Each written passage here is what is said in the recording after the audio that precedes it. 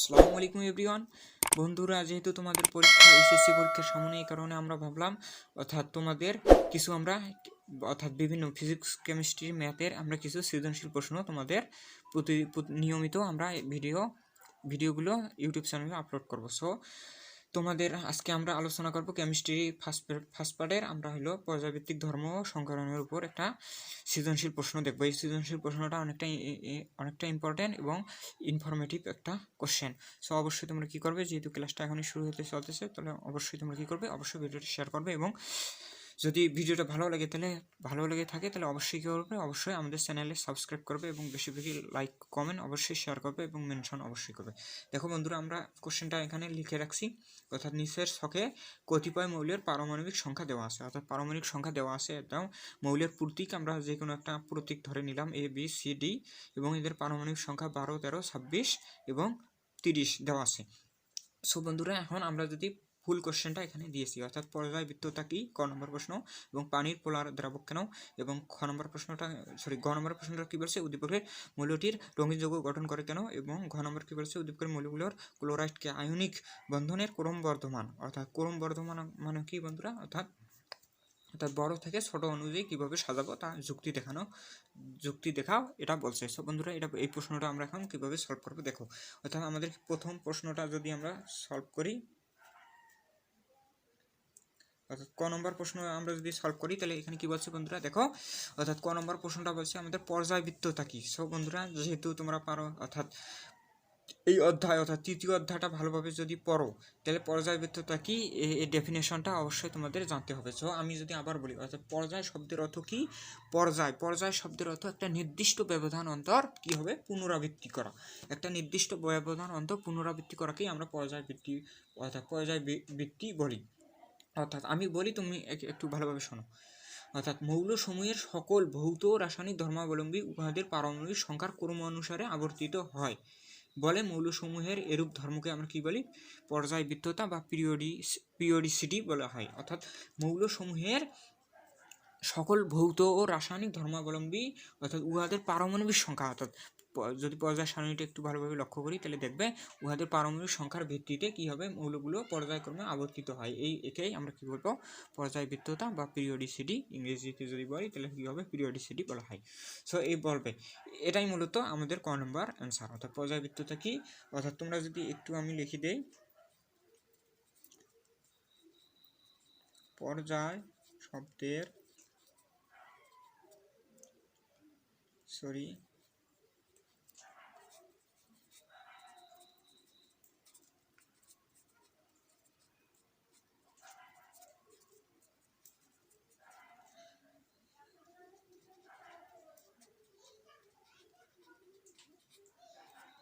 তোমরা এটা লিখবে। অর্থাৎ পর্যায় শব্দের অর্থ কি, নির্দিষ্ট ব্যবধান অন্তর পুনরাবৃত্তি। তারপরে কি লিখবে বন্ধুরা, অর্থাৎ তোমরা লিখবে মৌলসমূহের সকল ভৌত ও রাসায়নিক ধর্মাবলম্বী উহাদের পারমাণবিক সংখ্যার ক্রমানুসারে পর্যায়ক্রমে আবর্তিত হয়। মৌলের এইরূপ ধর্মকে আমরা কি বলবো, পর্যায়ভিত্তিক ধর্ম বা পিরিয়ডিসিটি বলা হয়। সো এটা ভালোভাবে লিখবে। So are you getting me?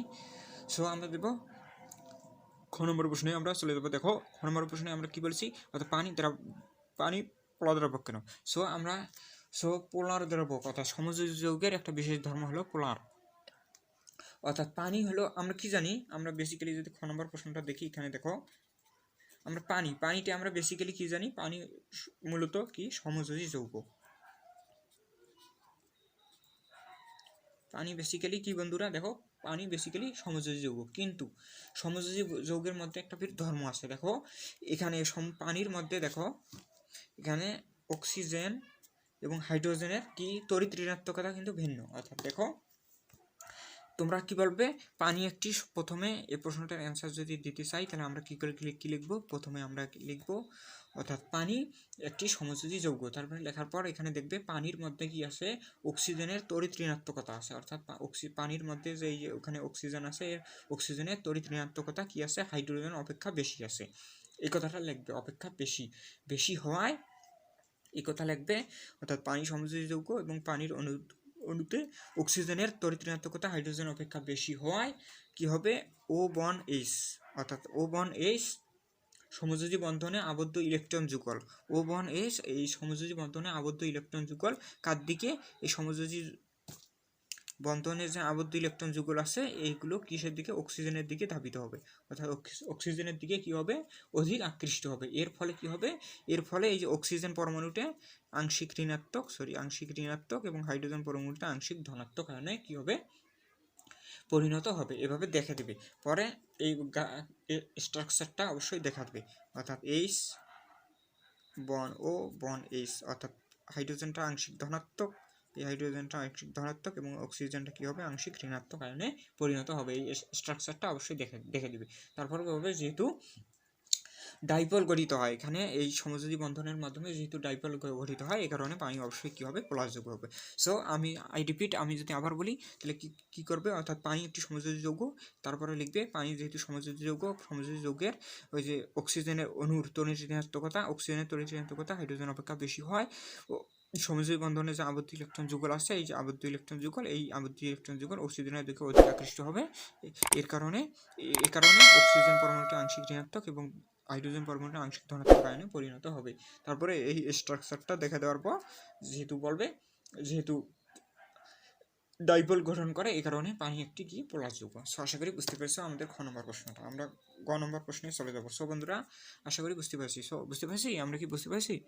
So দেখো, আমরা যদি খ নম্বর প্রশ্নে চলে যাই তাহলে কি লিখবো, অর্থাৎ খ নম্বর প্রশ্নটা কি বলছে দেখো বন্ধুরা, উদ্দীপকের সি মৌলটি রঙিন যৌগ গঠন করে কেন? অর্থাৎ সি মৌলের আমরা কি দেখছি, সি মৌলের পারমাণবিক সংখ্যা 26। আমরা কি জানি 26 পারমাণবিক সংখ্যা বিশিষ্ট মৌলটি কোনটি বন্ধুরা, তোমরা বলো দেখি।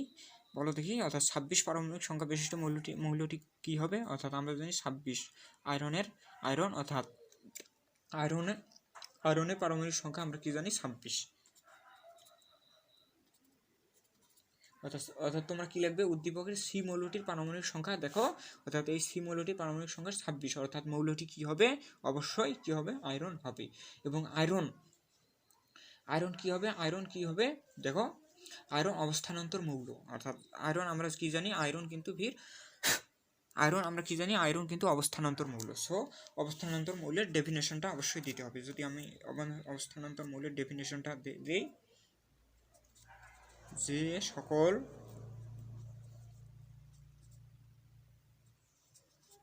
মৌলের সুস্থিতিশীল আয়নের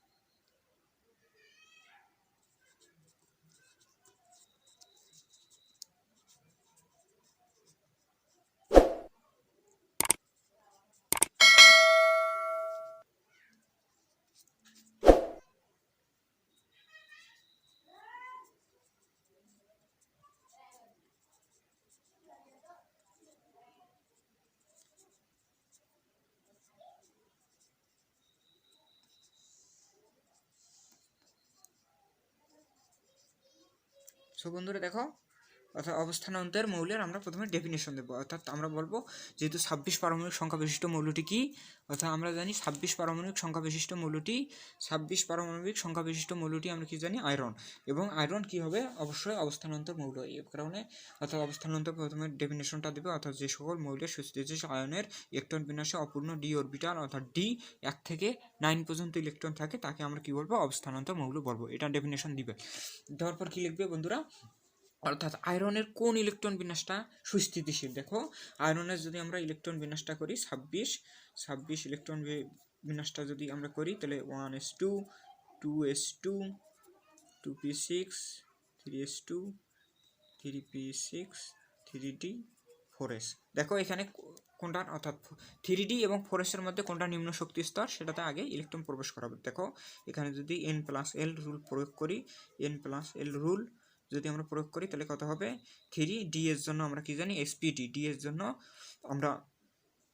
আমরা মানটা কত পাবো, এটা 3, এবং d এর জন্য l এর মান আমরা কত পাবো, 2 পাবো। তাহলে অর্থাৎ এর শক্তি স্তর হলো 5, আর এটা যদি আমরা কাউন্ট করি n প্লাস l এর মান 4 প্লাস s এর জন্য l এর মান হবে 0, অর্থাৎ 4, অর্থাৎ আমাদের 4 অর্থাৎ 4s এ আগে ইলেকট্রন প্রবেশ করে। এখানে যদি 2টি ইলেকট্রন দেয় তাহলে আমাদের টোটাল ইলেকট্রন কত হবে দেখো, 12 18 19 20, এখানে হবে 6, অর্থাৎ 6টি ইলেকট্রন হবে। সো এটা আয়রনের প্রকৃত ইলেকট্রন বিন্যাস, কিন্তু আয়রনের কোন ইলেকট্রন বিন্যাসটা সুস্থিতিশীল এটা আমাদের দেখাতে হবে। যদি আমরা আয়রন 2 প্লাস ইলেকট্রন বিন্যাসটা করি, আয়রন 2 প্লাস এবং আয়রন 3 প্লাস ইলেকট্রন বিন্যাসটা যদি আমরা করি তাহলে আমরা দেখতে পারবো, দেখো আমরা একবারে লিখি আর্গন, আমরা শর্ট পদ্ধতিতে লিখলাম অর্থাৎ অবস্থানান্তর। দেখো এটা যদি আমরা শর্ট পদ্ধতিতে লিখি তাহলে কত হবে, আয়রন পর্যন্ত অর্থাৎ আর্গন পর্যন্ত এখানে আমরা লিখলাম, অর্থাৎ আর্গন পর্যন্ত লেখার পর আমাদের এখানে কত হবে, অর্থাৎ অর্থাৎ আমাদের কি হবে, লাস্ট কক্ষপথ থেকে আমাদের 2টি ইলেকট্রন চলে যাবে, অর্থাৎ লাস্ট কক্ষপথ থেকে আমাদের কি হবে 2টি ইলেকট্রন চলে যাবে, কিন্তু কোন কক্ষপথ থেকে, অর্থাৎ আমাদের সবচেয়ে লাস্ট কক্ষপথ কত 4s, এই 4s থেকে যদি আমরা অর্থাৎ অবস্থানান্তর, এই কথাটা অবশ্যই মনে রাখবে বন্ধুরা, অর্থাৎ অবস্থানান্তর মৌলের ইলেকট্রন বিন্যাসে সর্বপ্রথম এস অরবিটাল থেকে ইলেকট্রন চলে যাবে, তারপর ডি অরবিটাল থেকে চলে যাবে। সো এখান থেকে যদি 2টি ইলেকট্রন চলে যায়, এখান থেকে দেখো আয়রন থেকে 2টি ইলেকট্রন চলে গেলে আমরা 3d পর্যন্ত থাকবে, আমাদের ইলেকট্রন বিন্যাসটা 3d 6 পর্যন্ত থাকবে। আবার যদি 3টি ইলেকট্রন অপারেশন করি, এখান থেকে তো 2টি ইলেকট্রন যাবে এবং এখান থেকে একটা ইলেকট্রন চলে যাবে, তারপরে কত থাকবে দেখো, কত থাকবে আর্গন, দেখো 3d 5, অর্থাৎ আমরা কি জানি সমশক্তি সম্পন্ন, অর্থাৎ সমশক্তি সম্পন্ন অরবিটালগুলো সুস্থিতিশীল, অর্ধপূর্ণ বা সম্পূর্ণ পূর্ণ হলে সেই ইলেকট্রন বিন্যাসটা কি হয়, সুস্থিতিশীল হয়। এখানে দেখো 5 মানে কি অর্ধপূর্ণ আছে, এই কারণে এই ইলেকট্রন বিন্যাসটা অর্থাৎ আয়রন 3 প্লাস ইলেকট্রন বিন্যাসটা 2 প্লাসের চেয়ে অধিক সুস্থিতিশীল হবে।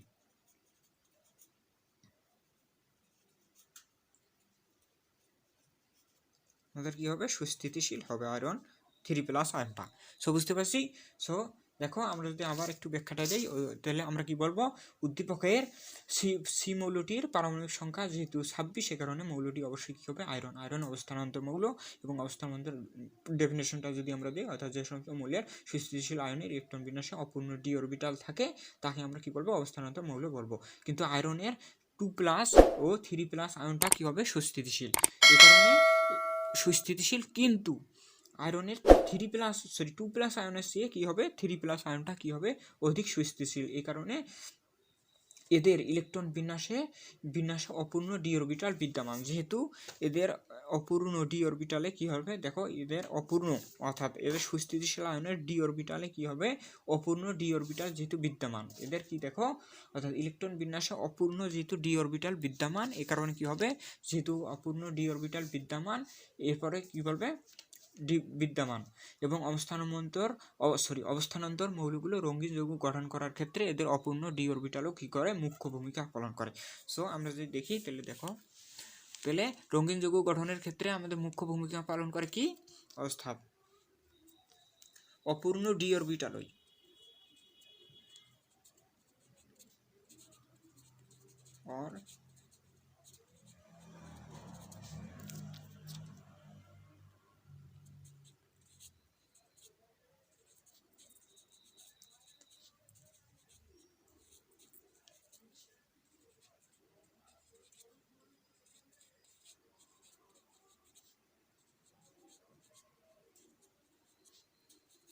সো যেহেতু এদের অপূর্ণ ডি অর্থাৎ এদের কি আছে, অপূর্ণ ডি অরবিটাল আছে, এবং ডি অরবিটালগুলো কী হবে, আমরা জানি অবস্থানান্তর মৌলের রঙিন যৌগ গঠন করার ক্ষেত্রে এদের অপূর্ণ ডি অরবিটালে কী করে, মুখ্য ভূমিকা পালন করবে। এটা লেখার পর কী হবে, অবস্থানান্তর ধাতুর আয়রনের অপূর্ণ ডি অরবিটাল বিদ্যমান, এবং ডি অরবিটালে দেখো ডি অরবিটাল যেহেতু বিদ্যমান আছে এবং ডি অরবিটালগুলোর মধ্যে শক্তি কিন্তু সমান থাকে, অর্থাৎ একে ডিজেনারেট এনার্জিও বলা হয়, অর্থাৎ ডি অরবিটালগুলোর যদি শক্তি যদি সমান হয় তাকে একে আমরা কি বলবো, এদের শক্তি সমান হলে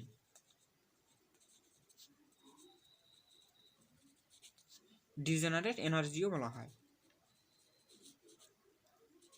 দেখো বন্ধুরা, অর্থাৎ তোমরা কি বলবে, অর্থাৎ ডি অরবিটালগুলোর মধ্যে কি থাকে, শক্তি সমান থাকে, এবং রাসায়নিক বিক্রিয়ার সময় ডি অরবিটালগুলোর কি হয়ে থাকে, দেখো ডি অরবিটালগুলো মধ্যে শক্তি সমান থাকে এবং রাসায়নিক বিক্রিয়ার সময় ডি অরবিটালের ইলেকট্রনগুলো পুনর্বিন্যাস সংঘটিত হয়। এই যে ডি অরবিটালগুলোর মধ্যে যেহেতু শক্তি সমান, এই কারণে ডি অরবিটালগুলোর মধ্যে কী হবে, পুনর্বিন্যাস সংঘটিত হয়। এতে ডি অরবিটালগুলোর মধ্যে শক্তির পার্থক্য একটা তৈরি হবে। অর্থাৎ আমরা যদি একটা ডি অরবিটাল ধরলাম, এই ডি অরবিটালের ভাগ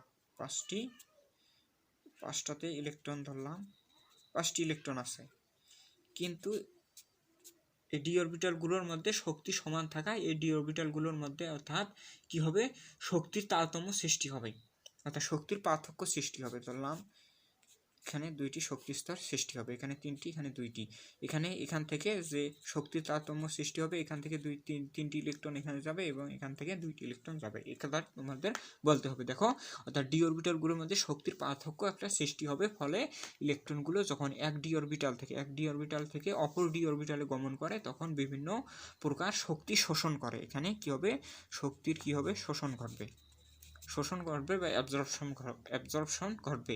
পরে যখন ইলেকট্রনগুলো কি করবে, আগের অবস্থায়, যখন এই অবস্থায় যাওয়ার পর যখন আগের অবস্থায় ফিরে আসার চেষ্টা করবে, অর্থাৎ আগের অবস্থায় ফিরে আসবে, তখন বিভিন্ন তরঙ্গদৈর্ঘ্যের আলোকরশ্মি বিকিরণ করে, ফলে উহাদের মধ্যে সম্পূর্ণ যে আলোকরশ্মিটা থাকবে সেটি চোখে প্রতিফলিত হয়ে একটা কি হবে, বর্ণের সৃষ্টি করবে। এ কারণে আয়রন কি করে, বর্ণের সৃষ্টি করে, ফলে কি হয়, একটা রঙিন যৌগ সৃষ্টি হয়। যেমন আয়রন ফেরিক ক্লোরাইডের ক্ষেত্রে লালচে বাদামি বর্ণের একটা অর্ধক্ষেপ সৃষ্টি হয়, বাদামি বর্ণের একটা কি হবে, রঙিন যৌগ সৃষ্টি হয়। এই কারণে সি যৌগটি কি হবে, রঙিন যৌগ গঠন করবে। আমি আবার রিপিট করছি, তুমি অবশ্যই কি করবে, ভালোভাবে খাতায় নোট করে অবশ্যই আমাদের গ্রুপে অবশ্যই পোস্ট দিবে এবং ক্রেডিট দিবে, অবশ্যই ক্রেডিট দিবে। আমি যদি আবার লিখি, যেহেতু বলবে অর্থাৎ সি যৌগটি পারমাণবিক সংখ্যা 26, একথা বলার পর সি যৌগটি 26 হয়, সি যৌগটি অবশ্যই আয়রন হবে এবং আয়রন অবস্থানান্তর মৌল। যে সমস্ত মৌলের ইলেকট্রন বিন্যাসে অপূর্ণ ডি অরবিটাল আছে, অর্থাৎ D1 থেকে 10 ইলেকট্রন থাকে, তাকে আমরা অবস্থানান্তর মৌল বলবো। আয়রনের 2+ আয়ন এবং 3+ আয়ন সুস্থিতিশীল, কিন্তু আয়রনের 2+ আয়নের চেয়ে 3+ আয়নটা অধিক সুস্থিতিশীল, এবং এদের যেহেতু সুস্থিতিশীল আয়নে এদের কি হয়, ডি অরবিটাল আছে, এবং ডি অরবিটাল এবং অবস্থানান্তর মৌলের রঙিন যৌগ গঠনের জন্য উহাদের কি হবে, ডি অরবিটাল মুখ্য ভূমিকা পালন করে। অবস্থানান্তর ধাতু অপূর্ণ ডি অরবিটাল বিদ্যমান এবং ডি অরবিটালগুলোর মধ্যে শক্তি কি থাকে, সমান থাকে, এবং শক্তি সমান থাকে। এতে কি হবে, ডি অরবিটালগুলোর মধ্যে একটা শক্তির কি হবে, পার্থক্য সৃষ্টি হবে। যেখানে যে দেখে দিলাম, শক্তির একটা পার্থক্য সৃষ্টি হবে, ফলে ইলেকট্রনগুলো এক ডি অরবিটাল থেকে অন্য ডি অরবিটালে যাওয়ার চেষ্টা করবে, অর্থাৎ এক ডি অরবিটাল থেকে অন্য ডি অরবিটালে গমন করবে, তখন বিভিন্ন প্রকার শক্তি শোষণ করে। এই শক্তি শোষণ করে, পরে ইলেকট্রনগুলো যখন আগের অবস্থায় ফিরে যেতে চাইবে, তখন বিভিন্ন ধরনের তরঙ্গদৈর্ঘ্যের আলোকরশ্মি বিকিরণ করবে, ফলে উহাদের মধ্যে একটা রঙের অর্থাৎ বর্ণের সৃষ্টি হবে, ফলে কি হবে, আয়রন যৌগটি হবে রঙিন যৌগ গঠন করবে এবং আয়রন ফেরিক ক্লোরাইড ক্ষেত্রে লালচে বাদামি বর্ণের একটা অর্ধক্ষেপ সৃষ্টি হবে। আশা করি বুঝতে পারছো, এই কারণে আয়রন অর্থাৎ সি যৌগটি রঙিন যৌগ গঠন করে। আশা করি তোমরা অর্থাৎ ঘ নম্বর প্রশ্নটা বুঝতে পারছি। দেখো, আমরা ঘ নম্বর উদ্দীপকের মৌলটির ক্লোরাইড আয়নিক বন্ধনের ক্রমবর্ধমান অনুসারে সাজাও। অর্থাৎ ক্লোরাইডগুলো যদি আমরা দেখি, যেমন এ যৌগটি কি, এ যৌগটির হলো পারমাণবিক সংখ্যা দেওয়া হচ্ছে 12, অর্থাৎ এই যৌগটি অবশ্যই ম্যাগনেসিয়ামের ক্লোরাইড যদি আমরা নির্ণয় করি, ম্যাগনেসিয়ামের ক্লোরাইড কি হবে, ম্যাগনেসিয়াম ক্লোরাইড। অনুরূপভাবে বি যৌগটির আমরা দেখব, সি যৌগটির দেখব, ডি যৌগটির, অর্থাৎ বি যৌগটি হলো 13 মানে অ্যালুমিনিয়ামের যদি আমরা কি করি, ক্লোরাইড গঠন করি, তাহলে কি হবে, অ্যালুমিনিয়াম ক্লোরাইড। অনুরূপভাবে সি যৌগটি 26 হলো আয়রন, এবং আয়রনের ক্লোরাইড যদি আমরা গঠন করি, তাহলে কি হবে, ফেরিক ক্লোরাইড। অনুরূপভাবে 30 পারমাণবিক সংখ্যা 30 বিশিষ্ট মৌলটি কি, 30 বিশিষ্ট মৌলটি আমরা কি জানি, জিঙ্ক, এবং জিঙ্কের যদি ক্লোরাইড তৈরি করি, জিঙ্ক ক্লোরাইড, জিঙ্ক ক্লোরাইড হবে। সো দেখো এই যৌগগুলো কি বলছে, আমাদের কি বলছে, উদ্দীপকের অর্থাৎ ক্লোরাইডগুলো আয়নিক বন্ধনের ক্রমবর্ধমান অনুসারে সাজাও, অর্থাৎ আয়নিক যৌগের মানে কোনটা বেশি আয়নিক যৌগ হবে সেটা আমাদের নির্ণয় করতে হবে, অর্থাৎ কোন যৌগটি সবচেয়ে বেশি আয়নিক বা সমযোজী হবে সেটা আমরা কিসের নীতি থেকে ব্যাখ্যা করতে পারি। তো তোমরা বলো দেখি, অর্থাৎ ফাজানের নীতি অনুসারে আমরা ব্যাখ্যা করতে পারি।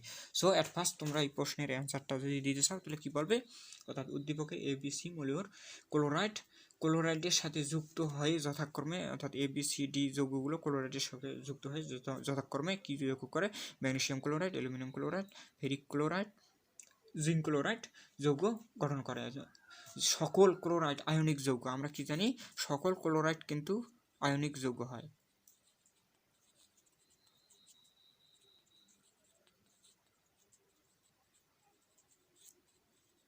সকল ক্লোরাইড কি বন্ধুরা, আয়নিক যৌগ, অর্থাৎ সকল ক্লোরাইড কি আয়নিক যৌগ, আমরা কি জানি বেসিক্যালি সকল ক্লোরাইডগুলোই কি হয়, আয়নিক যৌগ হয়। অর্থাৎ সকল ক্লোরাইড কি হবে, আয়নিক যৌগ। একথা লিখবে, লেখার পর কি বলবে, সমযোজী সকল যৌগ অর্থাৎ সকল ক্লোরাইড আয়নিক যৌগের সমযোজী বৈশিষ্ট্য ফাজানের নীতি অনুসারে আমরা কি করতে পারি, ফাজানের নীতির 3টি শর্ত অনুযায়ী আমরা ব্যাখ্যা করতে পারি। যেমন ক্যাটায়নের আকার, যদি ফাজানের নীতি জমি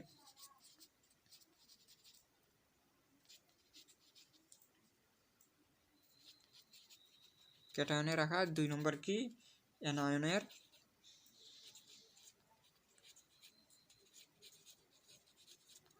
আর 3 নম্বর কি চার্জের ঘনত্ব।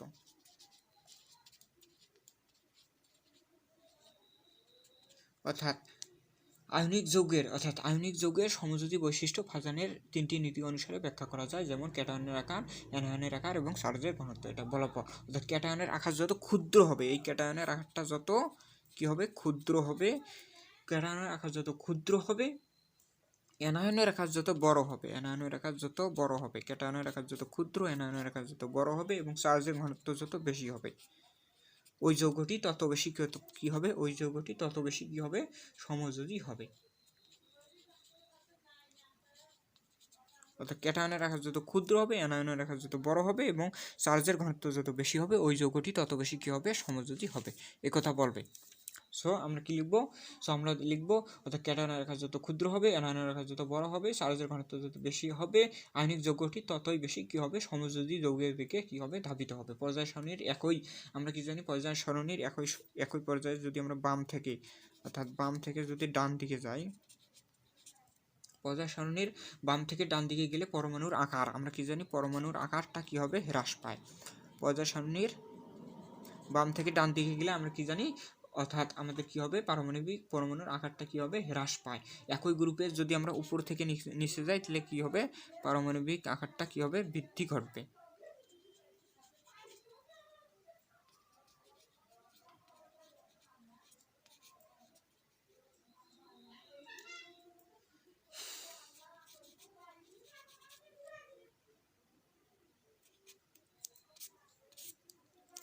দেখো একই পর্যায়ে বাম থেকে ডান দিকে গেলে পারমাণবিক আকারটা হ্রাস পায় এবং অর্থাৎ একই গ্রুপে উপর থেকে নিচের দিকে গেলে পারমাণবিক আকারটা কী হবে, বৃদ্ধি পাবে।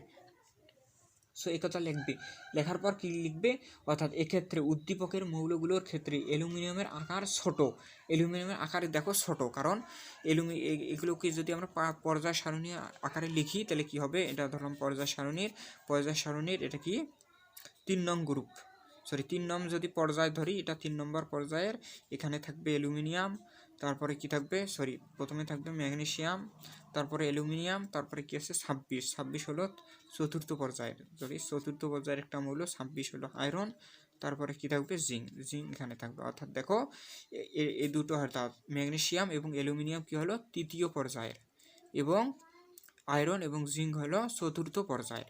সো দেখো তাহলে আমাদের কি হবে, যেহেতু চতুর্থ পর্যায়ের কি হবে, আকারটা বৃদ্ধি পাবে, আকার কি হবে, বৃদ্ধি পাওয়ায়, অর্থাৎ তৃতীয় পর্যায়ের আকারটা কি হবে, কম হবে এবং তৃতীয় পর্যায়ের যে মানে উপরে পর্যায়ের মানে উপর থেকে নিচের দিকে গেলে পারমাণবিক আকারটা বৃদ্ধি পায়, কিন্তু উপরে কি আছে, ম্যাগনেসিয়াম এবং অ্যালুমিনিয়াম আছে 3 নম্বর পর্যায়ে থাকায় এদের কি হবে, পারমাণবিক আকারটা কম হবে এবং এই দুটি মৌলের মধ্যে ফির বাম থেকে ফির ডানের দিকে যদি চলে যাই আমরা, তাহলে কী হবে, আরও পারমাণবিক আকারটা কমে যাবে। এই কারণে দেখো, অর্থাৎ ম্যাগনেসিয়াম এবং অ্যালুমিনিয়ামের মধ্যে অ্যালুমিনিয়ামের আকারটা একদমই কম হবে, কম হওয়ায় আমাদের কি হবে, অ্যালুমিনিয়ামের কি হবে, আকারটা সবচেয়ে কি হবে, এখানে কি হবে, ছোট হবে।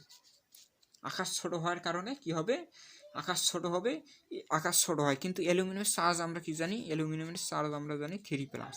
অ্যালুমিনিয়ামের চার্জ 3, অর্থাৎ এখানে দেখো ক্যাটায়নের আকার, অ্যালুমিনিয়াম কি এখানে ক্যাটায়ন, ক্যাটায়নের আকারও কি হয়েছে, ক্যাটায়নের আকার যত ক্ষুদ্র হবে, দেখো এখানে আকারটাও ক্ষুদ্র হয়েছে এবং চার্জের ঘনত্ব বেশি হয়েছে। এই কারণে কি হবে, এটা বেশি অধিক সমযোজী হবে, অর্থাৎ অ্যালুমিনিয়াম যে ক্লোরাইডটা এটা বেশি অধিক সমযোজী হবে।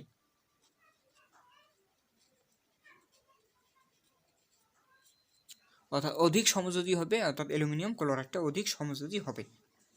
সো আমরা এই তিনটের মধ্যে একটা কেবল অ্যান্সার পেয়ে গেছি। সো এটা বলবে অধিক সমযোজী ও অ্যালুমিনিয়াম ক্লোরাইডটা অধিক সমযোজী হবে। এবং এখন ম্যাগনেসিয়াম ক্লোরাইডের সাথে এই তিনটে যদি আমরা কম্পেয়ার করি তাহলে কি হবে, ম্যাগনেসিয়াম ক্লোরাইড অপেক্ষা ফেরিক ক্লোরাইড, দেখো উপর থেকে নিচে যদি যাই তাহলে আকারটা বৃদ্ধি পাবে। এই কারণে ম্যাগনেসিয়াম ক্লোরাইড অপেক্ষা ফেরিক ক্লোরাইডের, ম্যাগনেসিয়াম ক্লোরাইড এবং ফেরিক ক্লোরাইডের মধ্যে দেখো ম্যাগনেসিয়াম অপেক্ষা, এই ম্যাগনেসিয়াম অপেক্ষা আয়রনের আকার সামান্য বড়, ম্যাগনেসিয়াম অপেক্ষা আয়রনের আকারটা বড়, যেহেতু উপর থেকে নিচে হয় আয়রনের আকারটা বড়, ম্যাগনেসিয়ামের চেয়ে আকারটা কি হবে, বড় হবে, আয়রনের বেশি হবে, আয়রনের বড় হওয়ায়। কিন্তু আয়রনের চার্জ আমরা কত জানি 3+, আয়রন 3+ আয়রনটা বেশি এবং ম্যাগনেসিয়াম এখানে 2+, অর্থাৎ আয়রন 3+ আয়নের চার্জের ঘনত্বের কারণে, অর্থাৎ আয়রন 3+ আয়নের চার্জের ঘনত্বের কারণে ম্যাগনেসিয়াম অর্থাৎ ম্যাগনেসিয়াম ক্লোরাইড অপেক্ষা আমাদের কি হবে, আয়রন ক্লোরাইড অর্থাৎ পোলার আয়ন অধিক ঘটবে। পোলার আয়ন অধিক ঘটার কারণে ম্যাগনেসিয়াম ক্লোরাইড অপেক্ষা আয়রন ক্লোরাইডের আমাদের কি করবে, অবশ্যই অধিক সমযোজী হবে।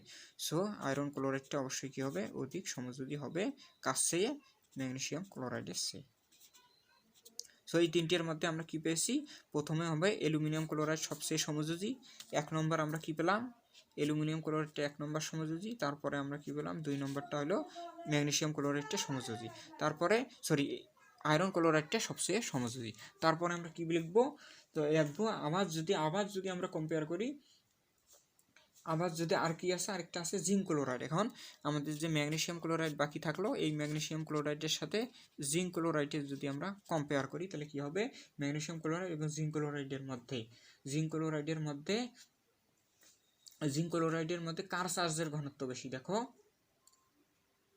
অর্থাৎ ক্যাটায়নের চার্জের ঘনত্ব দেখো একই, এখানে 2+, এখানেও 2+ চার্জের ঘনত্ব, এখানে 2+ চার্জের ঘনত্ব, এখানেও 2+ চার্জের ঘনত্ব, অর্থাৎ তাদের চার্জের ঘনত্ব সমান। কিন্তু এদের ক্ষেত্রে চার্জের ঘনত্ব সমান নয়, চার্জের ঘনত্ব কি হয়েছে, সমান হয়েছে। অর্থাৎ অ্যালুমিনিয়াম ক্লোরাইড এবং অ্যালুমিনিয়াম ক্লোরাইড এবং আয়রন ক্লোরাইডের মধ্যে চার্জের ঘনত্ব একই, কিন্তু অর্থাৎ অ্যালুমিনিয়াম ক্লোরাইডটা উপরে থাকায় এর আকার সবচেয়ে কি হবে, ছোট হবে, এবং আকার ছোট হয়, ক্যাটায়নের আকারটা ছোট হয়। আয়রন ক্লোরাইড অপেক্ষা অ্যালুমিনিয়াম ক্লোরাইড সবচেয়ে অধিক সমযোজী হবে। তারপরে আয়রন ক্লোরাইড এবং ম্যাগনেসিয়াম ক্লোরাইড এবং জিঙ্ক ক্লোরাইডের মধ্যে যদি আমরা কম্পেয়ার করি তাহলে দেখো এদের ক্যাটায়নের আকার সেম, ক্যাটায়নের চার্জের ঘনত্ব সমান হয়। কিন্তু ম্যাগনেসিয়াম 3+-এর ক্ষেত্রে ম্যাগনেসিয়াম 2+-এর যে আকারটা, এই আকারটা জিঙ্ক ক্লোরাইডের আকারের চেয়ে ছোট, অর্থাৎ জিঙ্ক ক্লোরাইডের আকারের চেয়ে ম্যাগনেসিয়াম 2+ আকারেরটা ছোট, কারণ উপরে অবস্থিত এবং উপরে আকারটা ছোট হয়, নিচে বড় হয়, উপর থেকে নিচে গ্রুপের ক্ষেত্রে। তাই ম্যাগনেসিয়াম ক্লোরাইডের পোলার আয়ন অধিক ঘটবে, যেহেতু পোলার আয়ন অধিক ঘটবে এই কারণে ম্যাগনেসিয়াম ক্লোরাইডটা অবশ্যই জিঙ্ক ক্লোরাইডের থেকে অধিক সমযোজী হবে। সো আশা করি যদি আমরা ক্রমবর্ধমান অনুসারে সাজাই তাহলে আমাদের কি হবে, আমাদের কি বলছে, আয়নিক যৌগের ক্রমবর্ধমান অনুসারে সাজাতে হবে। যেহেতু অ্যালুমিনিয়াম ক্লোরাইড অধিক কি হবে, সমযোজী হবে, অধিক সমযোজী হওয়ায় অ্যালুমিনিয়াম ক্লোরাইড অধিক সমযোজী। তাহলে আমাদের এই কয়টা যৌগের মধ্যে অবশ্যই কি হবে, যেহেতু জিঙ্ক ক্লোরাইডের কি হবে, আকারটা সবচেয়ে ছোট এবং চার্জের ঘনত্ব অর্থাৎ আকারটা সবচেয়ে বড় হয়, এবং জিঙ্ক ক্লোরাইডটা সবচেয়ে কি হবে, বেশি আয়নিক হবে, সমযোজী হবে না। সো যদি আমরা সমযোজী যৌগের ক্রম অনুসারে সাজাই তো কি হবে, অ্যালুমিনিয়াম ক্লোরাইড যেহেতু অধিক সমযোজী পেয়েছি, এ কারণে অ্যালুমিনিয়াম ক্লোরাইড কি হবে, অবশ্যই সমযোজী হবে, আয়নিক হতে পারবে না। তারপরে কি আছে, আয়রন ক্লোরাইড, তারপরে হবে আমাদের ম্যাগনেসিয়াম ক্লোরাইড, তারপরে জিঙ্ক ক্লোরাইড। সো আয়নিক যৌগের আমরা ক্রমবর্ধমান অনুসারে সাজালাম, আয়নিক যৌগের ক্রম, এই কয়টা যৌগের মধ্যে আয়নিক যৌগের ক্রম অনুসারে আমরা সাজালাম। সো আমরা যদি আবার একটু রিপিট করি তাহলে অবশ্যই তোমাদের বুঝতে আরও সুবিধা হবে। সো আশা করি বুঝতে পারছো। সো দেখো, উদ্দীপকের ABCD মৌলগুলোর মধ্যে মৌলগুলোর ক্লোরাইডগুলো magnesium chloride, aluminium chloride, iron chloride, zinc chloride, ionic যৌগের ক্লোরাইডগুলো সবসময় কী হয়, আমরা জানি সকল ক্লোরাইড কী হবে, আয়নিক যৌগ। আয়নিক যৌগের সমযোজী বৈশিষ্ট্য ফাজনের 3টি নীতি অনুসারে ব্যাখ্যা করা যায়। ক্যাটায়নের আকার, অ্যানায়নের আকার এবং চার্জের ঘনত্ব। ক্যাটায়নের আকার যত বড় হবে, ক্ষুদ্র হবে, অ্যানায়নের আকার যত বড় হবে, চার্জের ঘনত্ব যত বেশি হবে, ওই যৌগের পোলারায়ন তত বেশি হবে, অর্থাৎ সমযোজী ওই যৌগটা তত বেশি সমযোজী হবে। সমযোজী হলে অবশ্যই ওই যৌগটা আয়নিক বৈশিষ্ট্য কম থাকবে, মানে আয়নিক চরিত্র কম দেখাবে। সো এটা লেখার পর আমরা কী বলবো, পর্যায় সারণী একই গ্রুপের বাম থেকে ডান দিকে গেলে কী হবে, পরমাণু আকারটা কী হবে, আমরা জানি পরমাণুর আকারটা হ্রাস পায় এবং গ্রুপের ক্ষেত্রে আমরা কি জানি আকারটা কী হবে, বৃদ্ধি পায়। আকার বৃদ্ধি পায়, এ কারণে উদ্দীপকের মৌলগুলোর মধ্যে অ্যালুমিনিয়ামের আকার সবচেয়ে ছোট, অ্যালুমিনিয়ামের আকারটা সবচেয়ে কী হবে, ছোট হবে। এই কারণে ছোট হয়, কারণ উপরে অবস্থিত ছোট হয়, কী হবে, অ্যালুমিনিয়ামের আকারটা ছোট এবং অ্যালুমিনিয়াম দেখো চার্জের ঘনত্ব বেশি, 3+, চার্জের ঘনত্ব বেশি হয়। অ্যালুমিনিয়াম ক্লোরাইড যৌগতে পোলারায়ন অধিক ঘটবে, এই কারণে পোলারায়ন অধিক ঘটবে এবং অধিক ঘটার ফলে দুই পরমাণুর মধ্যবর্তী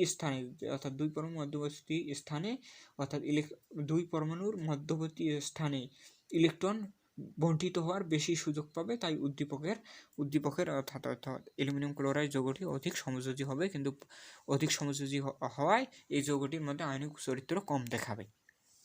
তারপরে আবার বলবে আমাদের অ্যালুমিনিয়াম ক্লোরাইড চলে গেল। অ্যালুমিনিয়াম ক্লোরাইডে যাওয়ার পর এখন ম্যাগনেসিয়াম ক্লোরাইড এবং আয়রন ক্লোরাইড, জিঙ্ক ক্লোরাইডের মধ্যে যদি আমরা কম্পেয়ার করি, দেখো ম্যাগনেসিয়াম 2+ এবং আয়রনও 3+। আয়রন কিন্তু আমরা 3+ আয়রনটা সবচেয়ে সুস্থিতিশীল। এই কারণে আয়রন এবং ম্যাগনেসিয়াম এবং আয়রনের মধ্যে যদি তুলনা করি, দেখো ম্যাগনেসিয়ামের কী আছে, চার্জের ঘনত্ব বেশি, আয়রনের মধ্যে যদি তুলনা করি, আয়রনের চার্জের ঘনত্ব বেশি এবং আকারও কী হবে, আকার বেশি। ম্যাগনেসিয়ামের কী হবে, আয়রনের দেখো বন্ধুরা, অর্থাৎ ম্যাগনেসিয়াম ক্লোরাইড অপেক্ষা ফেরিক ক্লোরাইডের মধ্যে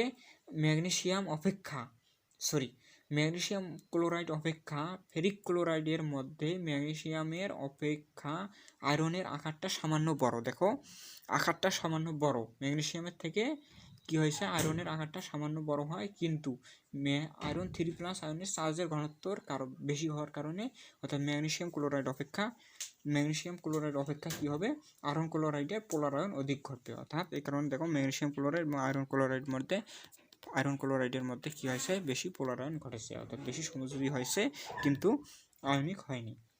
আবার আমাদের কী থাকলো, ম্যাগনেসিয়াম ক্লোরাইড এবং আরেকটা কী থাকলো, জিঙ্ক ক্লোরাইডের মধ্যে কম্পেয়ার যদি করি, এবং জিঙ্ক ক্লোরাইডের মধ্যে দেখো এদের মধ্যে চার্জের ঘনত্ব সমান হওয়ার কারণে এবং আকারটা জিঙ্কের আকারটা অনেক বড় হয়, এদের মধ্যে কী হবে, পোলারায়ন অর্থাৎ ম্যাগনেসিয়ামের চেয়ে জিঙ্কের পোলারায়নটা অধিক ঘটবে। যদি আমরা পোলারায়নটা অনুযায়ী সাজাই, তাহলে আমাদের কী হবে, আয়নিক যৌগের ক্রম অনুসারে সাজালে সবচেয়ে বেশি আয়নিক যৌগ হবে zinc chloride, magnesium chloride, iron chloride, aluminium chloride. So are you getting to it?